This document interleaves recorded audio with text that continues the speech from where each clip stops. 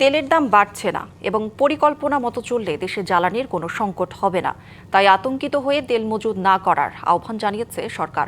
সচিবালয়ে যুদ্ধের কারণে জ্বালানি সংকট সহ দেশের অর্থনীতির সার্বিক প্রভাব বিষয়ে জরুরি বৈঠক অনুষ্ঠিত হয়েছে প্রধানমন্ত্রী তারেক রহমানের সভাপতিত্বে। সেখানে সংকট মোকাবিলায় সব ধরনের প্রস্তুতি রাখার নির্দেশনা দেওয়া হয়েছে।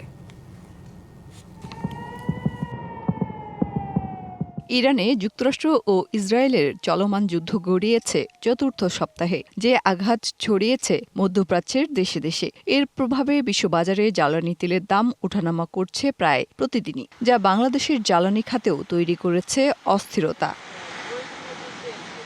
জ্বালানি সংকট সহ দেশের অর্থনীতির সার্বিক প্রভাব বিষয়ে সচিবালয়ে প্রধানমন্ত্রীর কার্যালয়ে 2 ঘণ্টার জরুরি বৈঠক অনুষ্ঠিত হয়েছে প্রধানমন্ত্রী তারেক রহমানের সভাপতিত্বে, যেখানে মোকাবেলায় সার্বিক প্রস্তুতি রাখার নির্দেশনা দিয়েছেন প্রধানমন্ত্রী।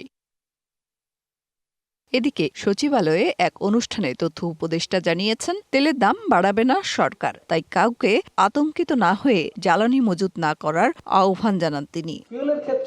একই অনুষ্ঠানে তথ্যমন্ত্রী জানিয়েছেন, সরকারের পরিকল্পনা মতো চললে জ্বালানির কোনো সংকট হওয়ার কারণ নেই।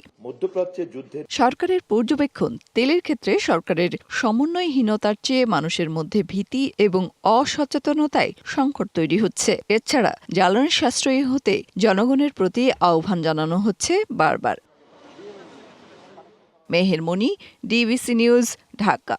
নগদ নিয়ে এলো হার না মানা হার অফার। সর্বনিম্ন 10,000 টাকা রেমিটেন্স নগদে পাঠালে থাকছে স্বর্ণের হার জেতার সুযোগ।